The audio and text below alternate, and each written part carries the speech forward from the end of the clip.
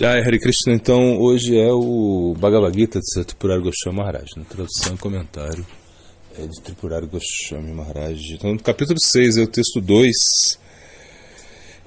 Ó filho de Pandu, deve saber que aquilo denominado como sannyasa é yoga, já que sem renunciar à motivação egoísta ninguém se converte no yogi.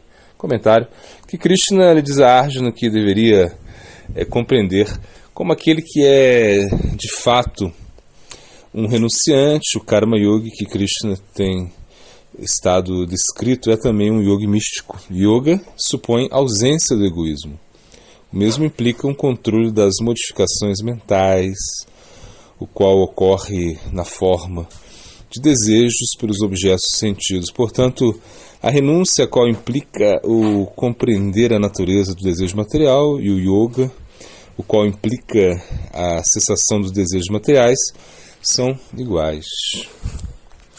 Ao enfatizar a essência do yoga, afirmando como o desinteresse é aquilo que, ante tudo, define a pessoa como um yogi, Krishna ele estabelece bases para estabelecer sua premissa última. O Bhakti Yoga é o yoga mais completo, o qual dentro de si inclui a união com Deus através da ação, como ocorre no Karma Yoga, e a introspecção, como ocorre no Jnana Yoga, e da meditação, como ocorre no Dhyana Yoga. Já que o corpo, a inteligência e a mente seguem todos ao coração, o devoto não somente abstém de interesses egoístas, abnegando o desejo material para alcançar a paz, senão que acolhe o desejo de Deus, tornando seu instrumento na escravidão divina. Havendo enfatizado a essência do yoga na forma da renúncia do desejo egoísta, Krishna logo em seguida começa a descrever o caminho da yoga mística em detalhe. Para iniciar esse caminho, a pessoa deve passar primeiro pela ação desinteressada e a purificação do coração. Somente então poderá a pessoa sentar-se de forma pacífica e cultivar a meditação sem se tornar distraído pelo chamado do mundo, seja ele religioso ou de outra índole. Bom, agora o verso 3. Para o principiante que deseja a purificação na yoga, a ação é o meio, enquanto que para aquele que alcançou yoga, a cessação de toda atividade é o meio. Aquele que deseja a perfeição no yoga místico deve primeiro ocupar-se na ação desinteressada. Por outro lado, aquele que tem alcançado a perfeição na yoga mística é capaz de permanecer em transe contínuo através da cessação de toda atividade que, de outro modo, representaria uma perturbação para a mente. Logo em seguida, Krishna descreve os sintomas do logro yógico seguido por suas técnicas. Texto 4. Quando a pessoa não está apegada nem aos objetos dos sentidos, nem à ação em si mesma, e tem renunciado a toda a motivação material, se diz que tal pessoa alcançou a yoga. O yogi maduro não tem nenhum propósito que satisfazer, ele não se encontra apegado aos objetos dos sentidos, nem a nenhum tipo de trabalho, nem o seu logro no yoga depende já da sua prática espiritual em particular. Ele já não contempla a ideia de ser um fazedor, né? Ou os resultados da ação são para o seu que os resultados da ação são para o seu desfrute. Krishna volta a mencionar que tal pessoa é Sarva Sankalpa Sannyasi. Baladeva Vidabhushana comenta que Krishna nos disse aqui Sarva Karma Sannyasi, o yogi maduro abandona todo desejo, Sarva Sankalpa, pelos resultados do seu trabalho, porém ele não abandona todo o trabalho, Sarva Karma. Semelhante yogi se encontra estabelecido na yoga. No contexto do análise, o logro yógico, e sendo que a meditação lida com o domínio da mente, Krishna falará logo em seguida o poder da mente, tanto para elevá-lo a pessoa, como para degradá-lo, dependendo que tanto tenha sido controlado pelo ser. Bom, o texto 5. Uma pessoa deve elevar-se a si mesma através da mente, não degradar-se. De fato, a mente pode ser amiga do ser ou sua inimiga. Consideração ao contexto no qual apareça, Atma pode significar mente, inteligência, corpo ou alma, já que o ser sobre o qual falamos é frequentemente um ser corporal, mental ou intelectual, no lugar de retirar-se, de referir-se ao ser propriamente dito, a alma. Nos versos 5 a 7, a palavra Atma vai se referir principalmente à mente. Aqui Krishna menciona que uma mente influenciada pela discriminação espiritual tem o poder de elevar o ser do aspecto mundano, né? Entretanto, como a mente não está fortificada desta maneira, é a causa da degradação. Um amigo é aquele que nos pode ajudar em momentos de necessidade. Uma mente treinada é um tipo de amigo. Por outro lado, uma mente descontrolada é o maior inimigo da alma. Logo em seguida, Krishna ele explica sobre como é que a mente pode ser tanto o amigo como o inimigo da pessoa, seguido por uma descrição dos sintomas daquele que controlou a mente, Sthita Pragyana, analisado anteriormente no capítulo 2. Né? Então, no texto 4, né, no comentário, eu não sei se eu terminei ele, mas entra tudo. Né? Acho que talvez eu tenha pulado aqui, mas eu fiquei na dúvida. Enfim, que eu tive que parar o áudio, mas entra todo o texto, todo o comentário do texto 4. Tá? Bom, texto 6. Para aquele que conquistou a mente é o melhor dos amigos, porém para aquele que não conquistou a mente, esta atuará como um inimigo. Bom, a mente descontrolada atua como o próprio inimigo da pessoa. Isso é certo, inclusive, em respeito à busca material. O que dizer da busca espiritual? Entretanto, na medida em que a mente é treinada através da disciplina espiritual, esta atua como o amigo da pessoa, ao pensar naturalmente em Deus, em todas as coisas que estão relacionadas com Ele. Em conexão com isto, existe uma instrução histórica dentro da tradição Gaudiya.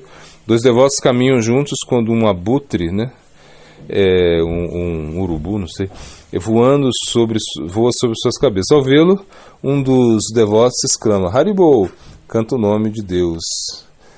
Ao escutar isso da parte do seu companheiro, o outro devoto exclamou: por que você está feliz tanto em ver um urubu, uma vez que cuja preocupação é a morte? Observar esse pássaro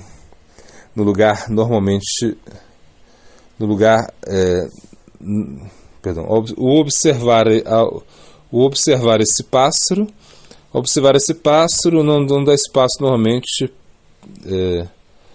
ao canto dos santos nomes de Deus. Né? Diante disto, o primeiro devoto respondeu: quando observo o urubu, minha mente se transporta aos campos de cremação, onde as vacas que foram mortas naturalmente são onde tiram as peles delas, né? Bom, tal pele é logo curada e o couro é utilizado para armar o tambor tradicional, utilizando o Harikirtan, né, o canto do santo nome, né, a Mirdanga. Né? Ao ver o abutre, né, o urubu, não sei, a mente treinada, né?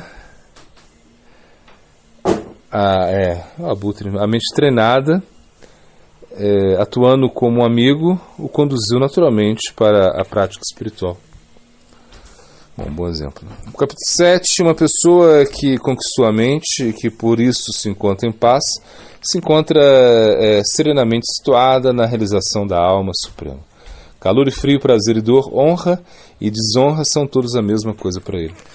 Nesse verso, a palavra Paramatma é por primeira vez utilizada no Gita. Entretanto, o conceito de Paramatma foi apresentado ao final do capítulo 5 com as palavras Sarva Loka Maheshwara. O Paramatma é o objeto da meditação do Ashtanga Yogi.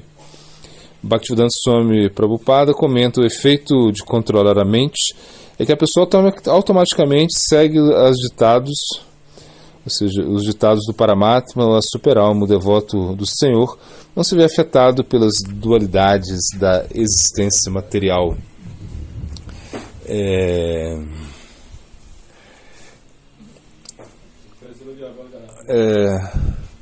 Tentando captar a felicidade, ou seja, né, entendendo a felicidade, aflição, frio e calor, etc., esse estado constitui um samadhi prático ou absorção do Supremo. Aqui Krishna utiliza a palavra samadhi.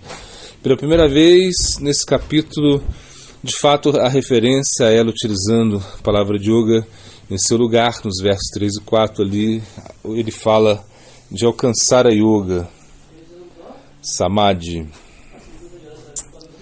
Né? A palavra samadhi foi mencionada pela primeira vez no capítulo 2. Ali Krishna disse a Arjuna que aqueles que se encontram muito apegados ao objeto dos sentidos não podem experimentar samadhi. Mais adiante, ao mesmo capítulo, Arjuna perguntou a Krishna a respeito das características daquele que alcançou samadhi. No capítulo 4, Krishna também falou samadhi, quando ele descreveu a absorção de diversos tipos de sacrifícios para alcançar Brahman. Aqui no capítulo 6, Krishna explicará ainda mais com respeito à sua resposta inicial à pergunta de Arjuna no capítulo 2, relacionada às características daquele que alcançou samadhi. Ele também encontrará nos distintos tipos de samadhi e seus resultados. Bom, aquele que está, agora o verso 8.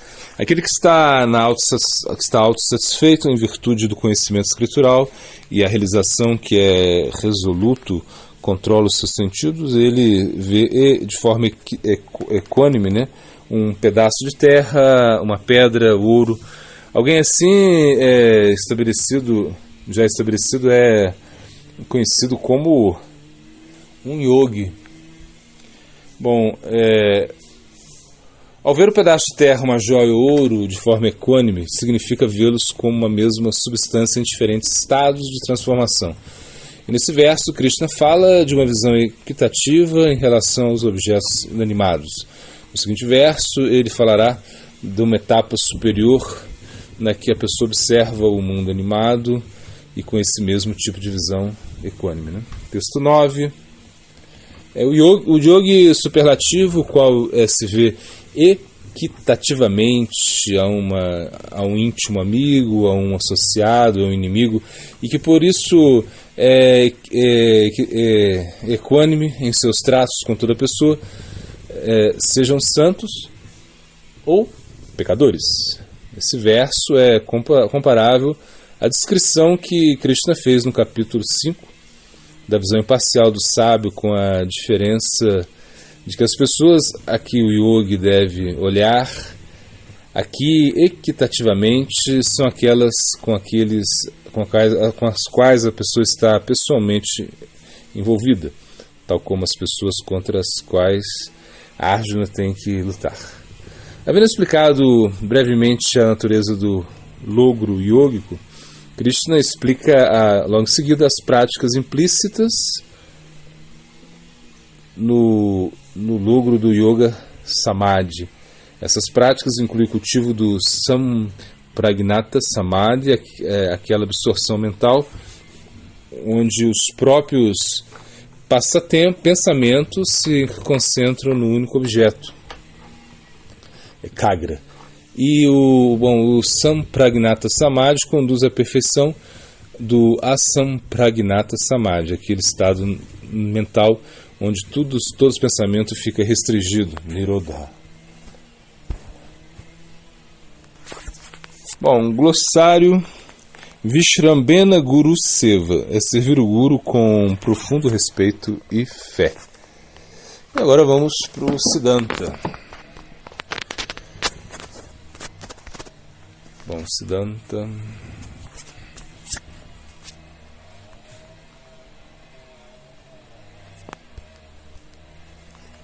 Então vamos lá.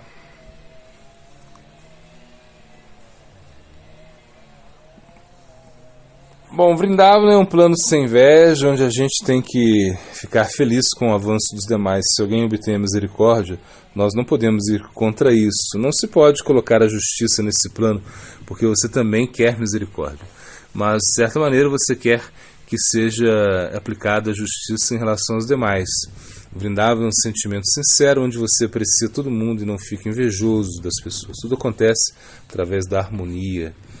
Nem todo mundo consegue compreender a característica da mensagem da flauta de Krishna. Vansi é a flauta de Krishna, mas também significa dinastia. Às vezes o rei tem segredos que tenta compartilhar, mas não pode fazer isso com todo mundo, somente com pessoas muito confiáveis. As gopis têm certamente uma dúvida. Se Krishna tem amor por elas, isso é um pouco contraditório, porque em Vrindavan não existe dúvida, somente certezas. Mas esse é o Lila. Krishna está em todas as coisas, ele se move ao mesmo tempo, ele está parado, se move e não se move. Então, apesar delas não terem nenhuma dúvida do amor de Krishna por elas, mesmo assim elas duvidam e assim se incrementa o amor. Satapurara Maharaj conta uma história de que uma vez eles estavam em Nova Vrindavan, nos Estados Unidos, num celeiro onde havia vacas, bezerros. Ali também tinham cachorros, gatos, vacas, crianças, adultos. Em um momento surge um rato. Foi interessante notar que o gato não fez nada com o rato, o cachorro também não correu atrás do gato, as crianças não mexeram com o cachorro, as vacas não se preocuparam com os bezerros, os adultos não ficavam cuidando de seus filhos, pois estava tudo em harmonia. Prabhupada viu isso e depois comenta Satapurara Maharaj no ônibus, dizendo: você viu ontem o que aconteceu? Satapurara Maharaj disse: sim. Perguntou o quê? Prabhupada disse: ali tinha criança, cachorro, gato, e o gato não pegou o rato, o cachorro não pegou o gato, as crianças não chatearam nem um cachorro nem um gato. Isso é Vrindavan, onde a harmonia acontece e reina a paz. Depois que o Prabhupada falou isso, umas duas vezes, perguntaram de maneira tão entusiasmada, Satapurara Maharaj disse: você é Vrindavan, onde você estiver, você é Vrindavan. Um assunto primordial é que, sob a guia de um agente superior, devemos ocuparmos em atividades devocionais e ter programa ativo, para que assim não possamos dedicar nenhum momento a qualquer assunto frívolo, mundano. Qualquer programa ativo na Associação dos Devotos será muito saudável para nós. A descrição dos Shastras não corresponde à Lua identificada pelos cientistas modernos. Pelos Shastras, a Lua é um planeta aquoso e a ciência moderna descreve como sendo rochosa.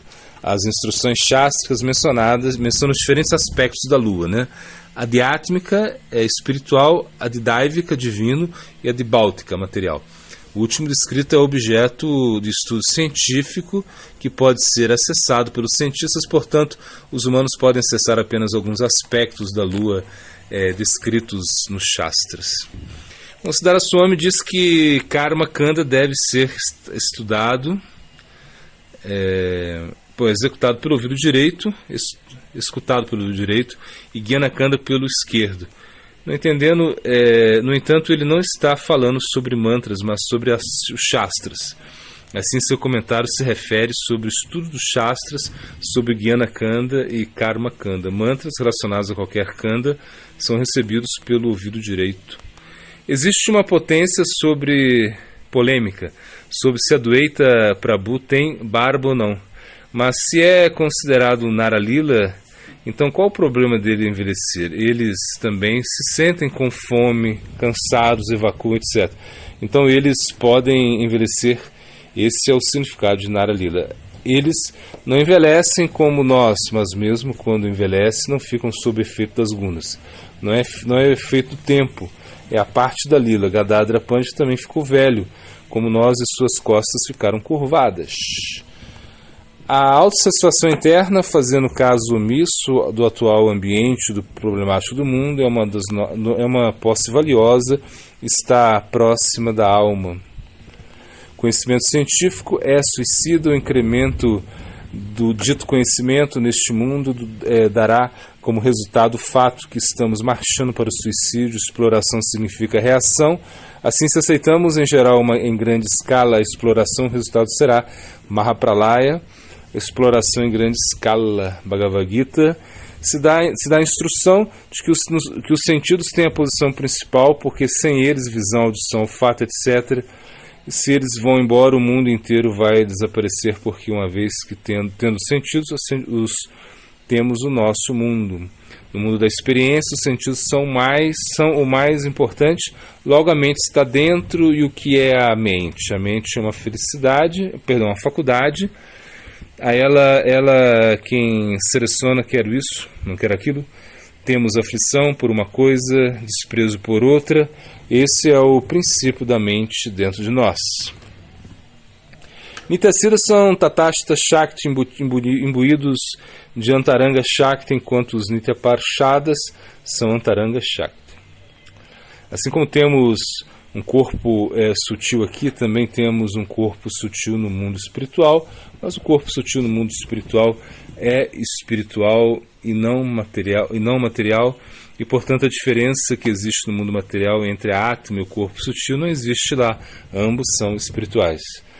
Qualquer membro do Bhakti, como ouvir cantar e Smarana, podem trazer perfeição independente de qualquer outro processo. Smarana é o quatro tipos, né? Namaguna, Rupa, Lila e Smarana. Se alguém está cantando nomes sem Smarana, então isso é menos eficaz que cantar com o nome Smarana. Se o coração não é puro Nama Smarana por si só, é mais poderoso que o mero cantar em Smarana. O gosto pode ser considerado como o Pramana supremo. O gosto por Bhakti responde todas as dúvidas. Bom, vamos para o Haribhaktilas. Vamos estar no 193, segundo texto, segundo Vilassana, 193. Não há dúvida de que uma pessoa tão afortunada se torna tão adorável quanto os semideuses encabeçados. Não, isso aqui a gente não precisa, não. Vamos fazer 194. O mestre espiritual deve examinar cuidadosamente durante um ano inteiro a natureza e atividade dos seus discípulos, que podem ser Brahma, Kshatriyas, Vaishyas ou Shudras.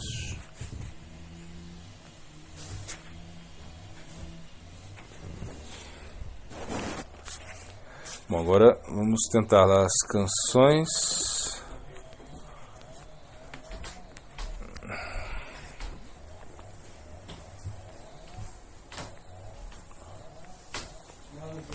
Bom, a canção de Sanatana Goswami é o Senhor Krishna, quando você passa no rio de Yamuna, para de fluir, impelido pelo amor estático, cheio de amor por ti, as trepadeiras e outras plantas derramam néctar, mel e tudo o que tem como oferenda a ti. Os cisnes e outros pássaros caminham ao seu lado e as nuvens o servem, tornando-se um guarda-chuva para protegê-lo do sol. Né? Okay. E agora vamos para os versos, não, filosofando primeiro.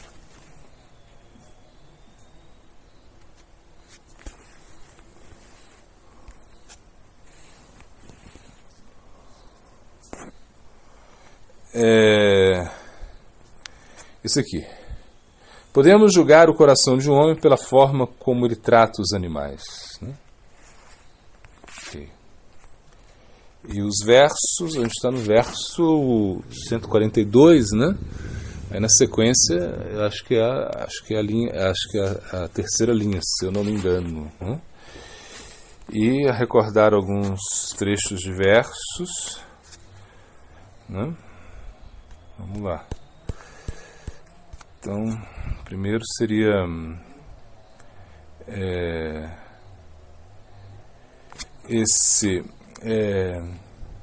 Vishnu Aradhanam Param.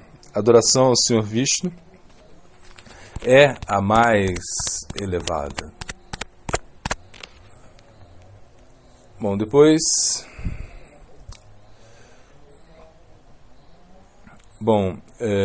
Tadbhava Bhavitaha. Ó filho de Kunti, esse mesmo estado ele alcançará impreterivelmente, né?